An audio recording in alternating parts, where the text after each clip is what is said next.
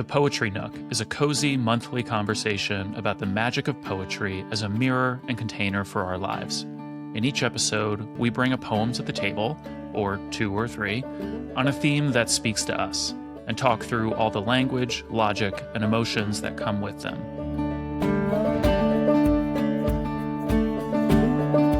I'm Charlie Hunt. And I am Analía Vidal. Welcome to the Poetry Nook. Hey, Charlie. Happy New Year.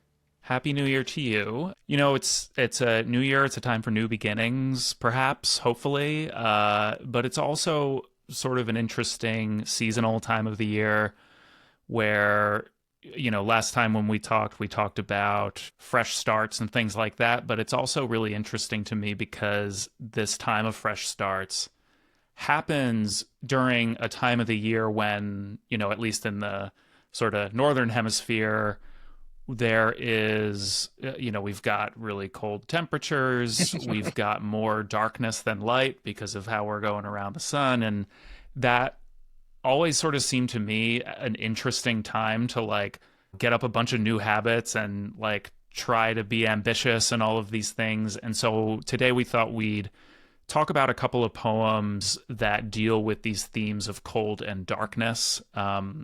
And, you know, whether that is always, you know, whether the negative connotations that can come with those things are always applicable or whether there's some light maybe to be found amidst there. What's sort of on your mind, Annie, before we get to some poems? What's on your mind as far as those kinds of themes this time of year? I think there is something that comes to my mind that I think is a little bit of a continuation of what we talked about last time. About, on one hand, it does feel a little bit counterintuitive. It's like, why are we talking about new beginnings in the middle of like the doom and gloom of winter? And at the same time, I can appreciate how much of what we starts in the darkness. Mm-hmm. How much of like everything that we create at some point or another starts with that space of, you know, looking inward or like being on your own and kind of like processing and creating before you actually put it out there, right? And as you were describing the theme, the other thing that came to my mind is the balance of how, you know, there is no light without darkness. And so how do we get to that balance that allows for us to create and to retreat when it's necessary. So those are like the bigger themes that come to my mind from this before we even go into the poetry. Yeah, and I think, you know, I chose a couple poems for today that sort of deal with these themes, and I think I can already hear some of what you've just said, I think, reflected in these. No light without the darkness, no warmth without the cold. Like, part of being human is living in these contrasts and embracing them in many ways. That what makes life interesting is change, is, you know, observing differences. Like, I think that's one reason why seasonality and these kinds of things show up in poetry so often, especially in sort of more tried and true nature poetry. But I think poets love seasons. They love the idea of seasons. And I think it's because these kinds of changes, including the ones we aren't always happy about, are what make life really interesting and give it a kind of dynamism and color, even when we have these times that are sort of more bleak, perhaps. If you don't mind, I think I'll start us off with one. So it's a selection. It's part of a longer poem with 5 parts, but I'm just going to read the first part. This is from a poem called Not So Far as the Forest by Edna St. Vincent Millay. This is a poem that is sort of about both of these things, about cold and darkness. And, you know, I think you'll maybe hear a few things in here that we can talk about, and then I think present an interesting contrast with the second poem I'll read later. So I'll go ahead and read it. This is Not So Far as the Forest by Edna St. Vincent Millay. That chill is in the air, which the wise know well, and even have learned to bear. This joy, I know, will soon be under snow. The sun sets in a cloud and is not seen.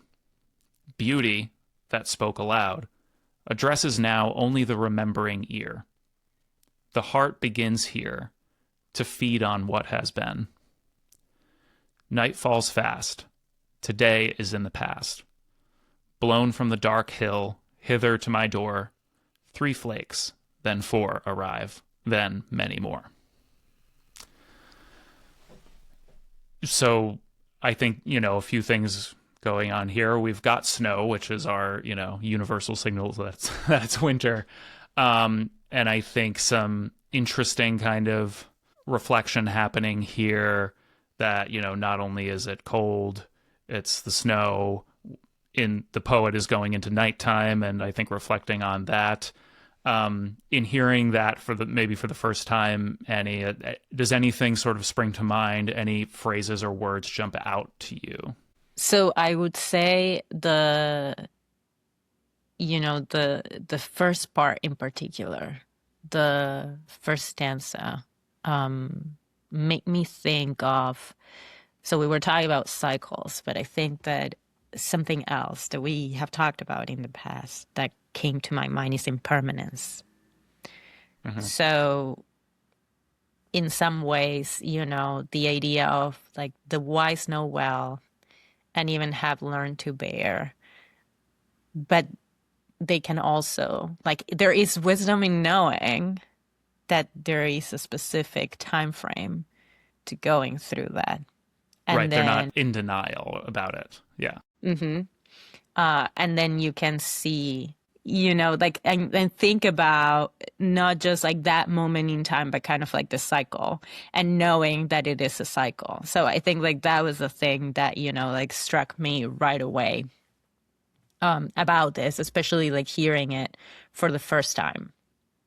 Yeah, I mean, I think it's definitely this is an observation of changes that are underway and of cycles that are changing. It has a lot of acknowledgement in it. It's not like we said, it's not a denial. It's saying, I know that this is going to happen. There's one element of this poem that I think is really there's parts of it I don't love, or at Hmm. least don't, or at least think needs some pushing back on. I think she is embracing this idea that that winter is a time for hunkering down and maybe in the same way we think about like a squirrel or something like that collecting a bunch of this food so that it can then dwell on those reserves and draw from that during the winter when they're not going to be able to like go out and collect new food and things like that.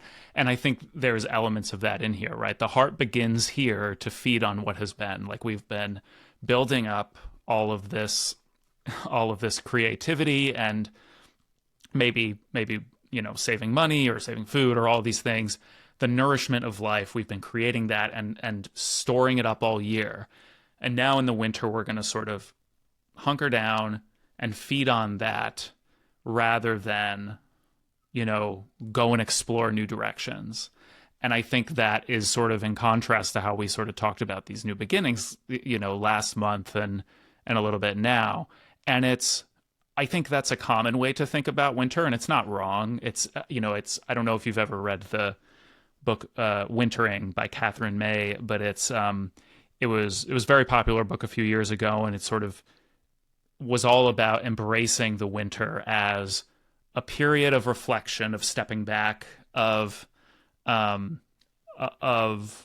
trying to find renewal and slowing down in ways that allow you to reflect on what has happened.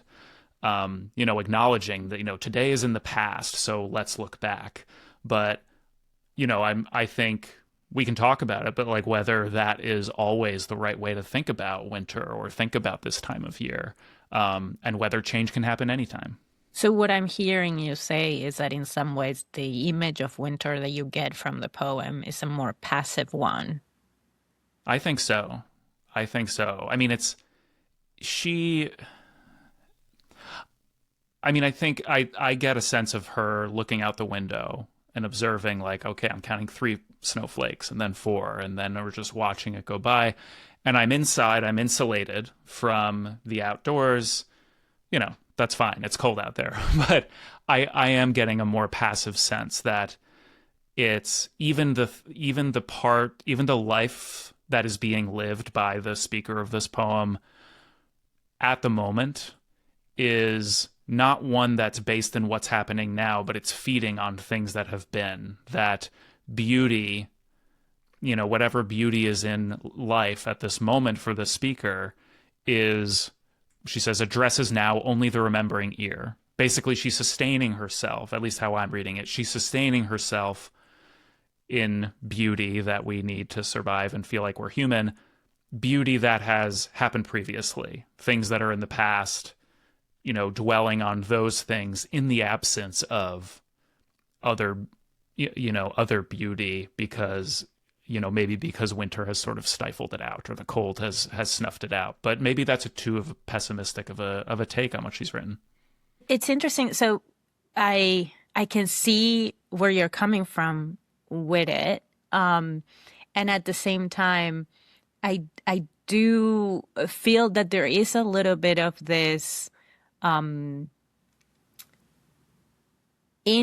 your interpretation of it. What I am hearing you say is like, okay, so there is a passive approach because it's kind of like rooted in kind of like looking back, let's say, or like Mm-hmm. nourishing from what it was, rather than where you're at in that season.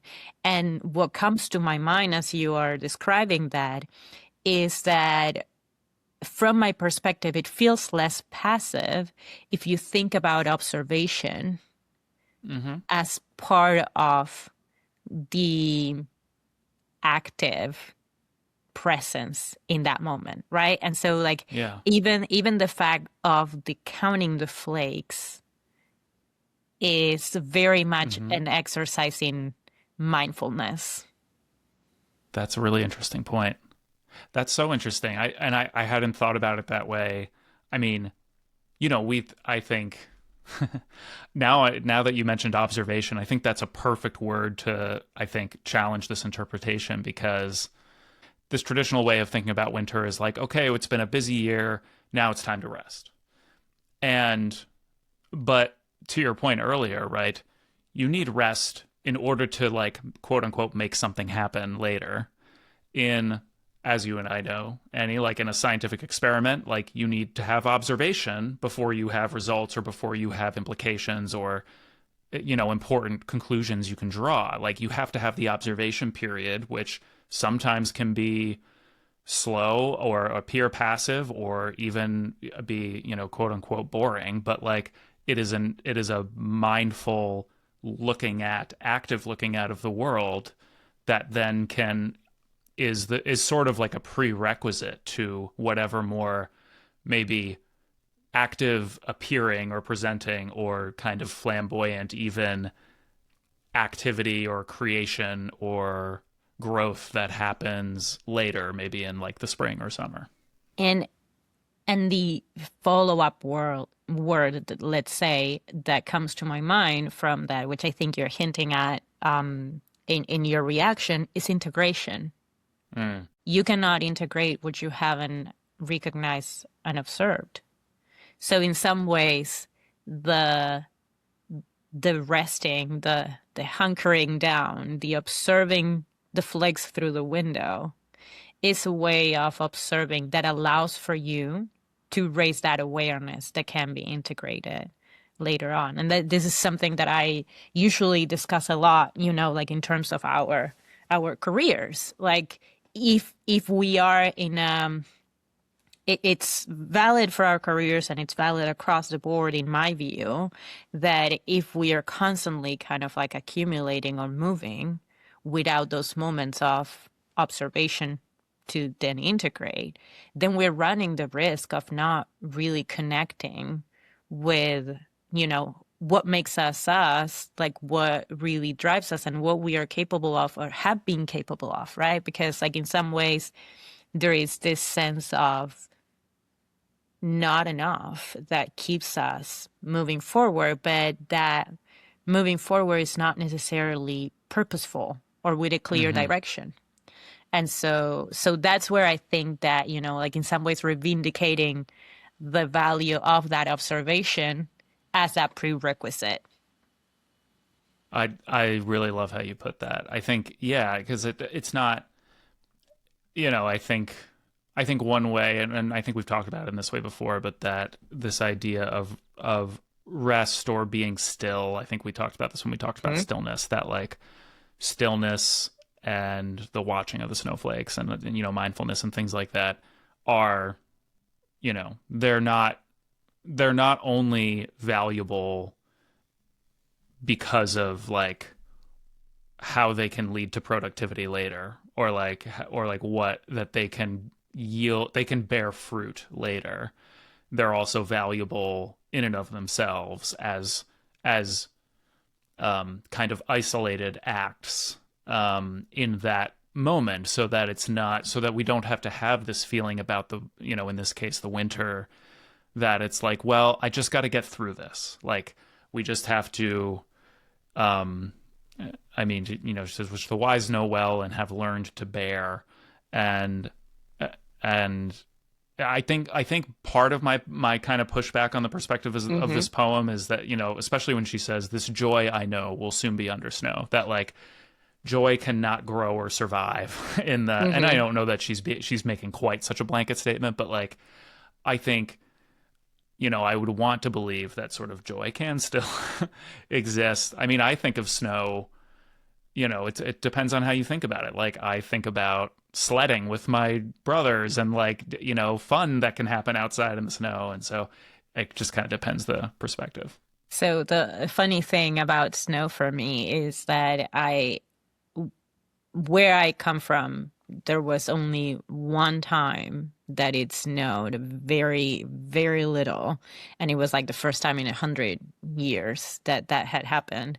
But when I moved here, I became a child when it came to snow. Hmm. And so many of our classmates and friends would say, like, oh, it's gonna get old. Like, don't worry about it. You're eventually going to hate it. And it's been, over a decade. And I'm like, nope, no, it's still so joyful for me to look at the window and see the snow falling. So I agree with you, right? Like there is this, maybe the pessimistic view of the flakes starting to fall and the joy being, like drowned in snow, Yeah. is one that I don't necessarily share. But I think that, going back to my original comment, and maybe this is me projecting on the poem, but the line about, like the wise know well. And so it's like they know what's coming. Hmm. But wisdom is also knowing that this is temporary. Right. I mean, I think another element here is that I think there's a possibly, right, a bunch of other context for the speaker of this poem, right? I could imagine this being a person, for example, who like maybe they recently had their heart broken. Something happened to them and now they are feeling this way, and the falling of the snow and the cold and the chill that's in the air is reflecting what's going on inside them, maybe, and that there's some connection there that they feel, that maybe they want to do a little bit of wallowing or some ruminating around what has passed, right? That this beauty is, that the only thing that their heart can feed on is what has been, the beauty that has been, that they have this, that this thing was great and now it's not. And I wonder, whether it's, maybe she's talking about, what she appears to be talking about in this poem, but maybe she is also talking about something else that's going on, that the natural world around her um, is reflecting and serving as a kind of metaphor for. And so that's something I wonder about as well. I find very interesting that in some ways I feel like your case to as a response to this poem is like justice for snow and winter. Yes, justice for snow. We need it. Yeah, I mean, I definitely agree with it. And at the same time, this actually is making me think of a poem that I had on the site today because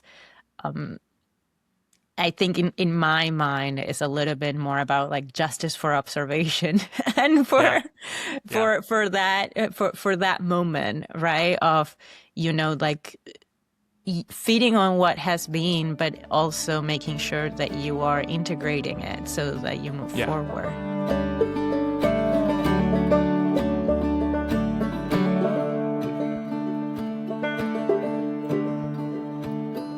The second poem I wanted to read today, it's a very different kind of poem. It's much more modern, as you will hear. It's one I relate to pretty well, and I think it points us in a slightly different direction, kind of tonal direction than the Saint Vincent Millay poem. So this next one is by Stuart Kestenbaum, and it's called "Starting the Subaru at Five Below." After 6 Maine winters and 100,000 miles, when I take it to be inspected, I search for gas stations where they just say beep the horn and don't ask me to put it on the lift, exposing its soft, rusted underbelly.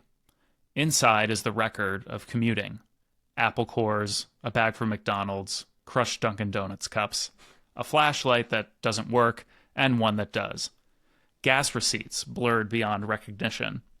Fingertips numb, nose hair frozen, I pump the accelerator and turn the key. The battery cranks, the engine gives 2 or 3 low groans and starts. My God, it starts. And unlike my family in the house, the job I am headed towards, the poems in my briefcase, the dreams I had last night, there is no question about what makes sense. White exhaust billowing from the tailpipe, heater blowing. This car is going to move me. It's going to take me places. There are two things that come to my mind. Very concrete things that come to my mind. I am not going to go high level here. That's fine. The first thing that comes to my mind is I can visualize the life lived in this car. Mm-hmm. And the second thing that comes to my mind is all the many times in which so many of my friends who are parents have apologized to me in advance for what the inside of their cars look like before they're picking me up. Yeah. I am, like the designated Tia for all of the kids, for my Yeah. friends. And Yeah. so I'm so used to like the very well lived car. But in addition to that, as you were reading the poem, it came to mind. My Throughout my entire life, my dad has always had the same car, which was a car that is older than me. And so then I had flashbacks of that car that very much was that feeling of like, okay, it's on, it's working, it's still working. But we had also, we have memories as a family of having to like hop off the car and just Yeah. push the car Yeah. so that we Same. get home. Yep. So yeah, so those were kind of like the reactions that came to mind as you were reading it. And I think that reflects what I adore about this poem. I mean, I think it's really it's visceral, it's on the nose. Like, I've been this guy. Like, the even like I remember trying to start my whatever 1998 Jetta in high school to like go at 6 a.m. in the bitter cold to open my shift at Dunkin' Donuts where I worked at the time. And so the crushed Dunkin' Donuts cups also spoke to me. And the car is kind of, not a huge mess. I'm not a big like messy car person, but it sure was cold, and there was always a reasonable question as to whether it would start. Like, the bare minimum you expect of a car is that it will work and run. But like, I love the poet's jubilation over it. Just the simple act of the car starting. Like, that's the first and only thing it needs to really do, and it does it. I think tonally takes a much different direction than the first poem in certain ways, in that like the entirety of the poem up until like even the last two lines is very much about like chaos and the cold and all these miles it's traveled, and the like this is not a luxury vehicle, and like going to the gas station to try to get it, and it's all, and even the things he lists in his life that are much more complicated than this, the poet is able to be like, this car, which is in rough shape in every sense of the word, this car is going to take me places. Like this car is going to move me, and that he's finding that little bit, the beauty in how imperfect it is, and how even in how cold he is, the fingertips numb, and all of that stuff. And I think, it's about the car, but I also think it's about this bigger idea of, it can be about the winter in this case. He talks about all his main winters. Like you described this car as well loved, and like that's a beautiful way of describing a car that is like falling apart and like has all this stuff in it. And And I love that. I mean, there is also something to be said about like sentimentalism when it comes to cars, which I think a lot of us have had that, whether we owned the car or the car was part of our lives. Um, I have felt sentimental about like former partners' cars. Yeah. So, Yeah. but I will say, I think that what is so beautiful about this poem is like it's a journey in a moment before the journey actually starts. Yes. And I think that's what it's the writer is taking us through, and kind of like giving us that kind of like painting of everything in their lives before the actual starting the car. And in that, I also really like the contrast of what is certain versus what is not, right? And so like those verses about, like the so many, like the many things in their lives that is not necessarily making sense yet, or that there is a question about, but there is this one that can be answered, and it is that the car will take you places. Yeah. This old car that has answered the call time and time again for 100,000 miles. Um, yeah, I think reliability is sort of a word that popped up in my head a lot reading this poem. And it's funny that the poet is clearly, like, in some ways amazed that this car has started. Mm-hmm. And yet also he says, all these other things in my life that don't make sense, there's no question about what makes sense here. That like this car is running, and it's going to take me places. I also like that I think there's a one thematic, at least, similarity between this poem and the first poem, which is this emphasis on what has been leading us up to now, right? That in the first poem, there's this, the beauty of what has been, and that's what's helping sustain us right now, even when it's really cold or uncertain or something like that.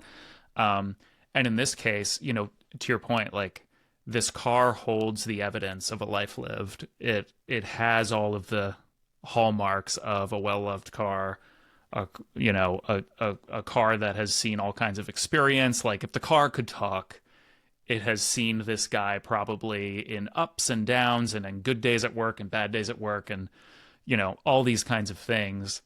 And the way that he talks about the car as something beautiful and precious, I think that's him recognizing in many ways that like this car and what's inside it is the evidence of his life, and like it runs again for another day, and that can be a beautiful thing just by itself because of the memories and all of the things that have taken place here, and that all of this has happened, and still this car is going to move me forward. It's going to take me places, and I've found that really beautiful.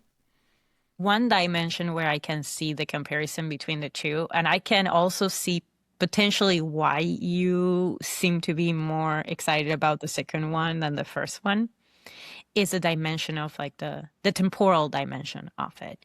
Because in Hmm. some ways, what I am hearing in these two poems is like the first poem speaks to that moment in time where like the cycle of winter is starting and kind of like things kind of like not shut down, but basically just start, being self-sufficient to kind of like get through it. Whereas in this one, we are right at the beginning of the action, right? And so, like, the poem itself is not about time standing still because winter is here.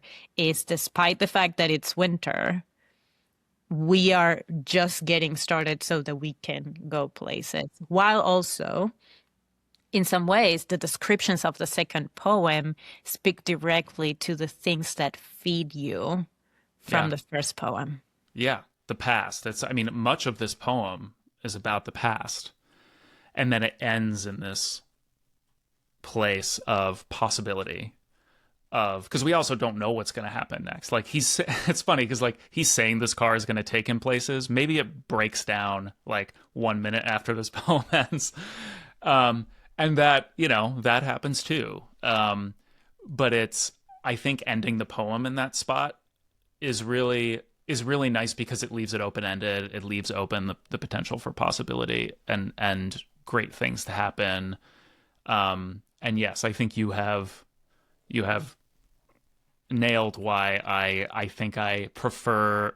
I'm feeling more sort of tonally. It's not that I like one poem more than the other. I really love. I mean, and the Saint Vincent Millay is one of my favorites, and I think she's an incredible poet.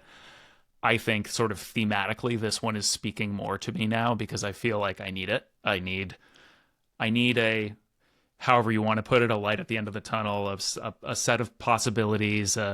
But as we've talked about in the past, it's important to have those, but also to, I think, do what the first poem is doing, which is be where you are. And even when it's not ideal, even when the car doesn't start, right? Because there's a version of this poem where the car doesn't start. And then what's it about? And if that happens, then what do we do? How do we react? And, I like to think that I react in the way that is helpful and healthy and things like that. But I know I don't always. Like when the car doesn't start or like my heating is not working in my car or something, like, yeah, sometimes I just like yell at it and bang on the steering wheel or something, and I'm not very mindful about it. But I like that both of these poems sort of run the gamut. Like they have all of those kinds of elements, and so I'm hopeful that there's some balance there. Yeah, and in some ways we can kind of like think about them as two sides of the same coin when it comes to winter, right? Like on one hand there is like the observing to integrate, and on the other hand there is the still getting it started to keep going. Yeah, it can be difficult, but um, you know, You it's bundle well, up. you bundle up, you do your best, and we'll all just do our best, and in the meantime, we'll just keep reading some more poetry. Yes, and I do have a a side question before we wrap Yeah. up, which is while you were working at that very famous chain, what used to be the most popular donut you sold? Okay. So I'm going to say one thing first, and then I'll answer your question. The donuts were not the star of the show ever at Dunkin' Donuts. It was always the coffee. And I didn't know this before working at Dunkin' Donuts because I didn't start drinking coffee until I was like after college. And so I didn't drink coffee in high school, but like I didn't realize, like I knew my dad would have a cup of coffee every morning. I didn't realize how much people drank coffee and how much people would come into my Dunkin' Donuts every single day of the week, sometimes multiple times a day to buy coffee. Um, Just and coffee. that just coffee or like coffee and a bagel, that like the bagels and the breakfast sandwiches were just as popular as the donuts, if not more. Like the donuts were in the display, the sprinkles and all that stuff. First of all, I should also say that Dunkin' Donuts is now no longer called Dunkin' Donuts. It's just Dunkin', like officially, legally. And And I think we that are also reflects that. not sponsored by them in That's any true. way, This is shape, or not, yeah, form. So they are not paying us to. Um, So coffee was the star of the show. With that said, the most popular donut, I would say, actually was an old-fashioned donut. It's called old-fashioned. It's like I don't know if you ever had, it's just plain cake donut, right? Yes. No adornments, nothing on it. I think that's sort of generational in some ways. Like the general, maybe this has changed in the last 20 years, but the people who tended to get donuts were older. And so they would go for the simple one. They wouldn't go for like the one with the cream and the bunch of, the real pretty ones that, maybe I like the Boston cream donut. That's my favorite. Oh boy. It's a good thing I had like a high metabolism in high school, because I would just eat a Boston cream during every shift, and like, Makes sense. but Dunkin', it's great all year. Again, they're not sponsoring us, but They're not, though. I will take free donuts any day of the week. So yeah. So if you can call anybody's me. listening from Dunkin', yeah, But in the meantime, we are going through winter. And so we do have those choices that these poems bring to us, which are to make the most out of those moments where the flakes are falling down, to observe and hopefully integrate what we reflect on, and also to get started on new possibilities and journeys along the way. yeah. It can happen anytime, and winter is as good a time as any.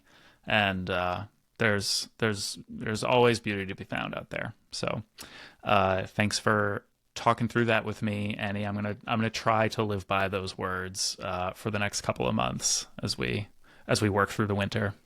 Yes, and we will continue here next month in the Nook, which is going to be a birthday Nook.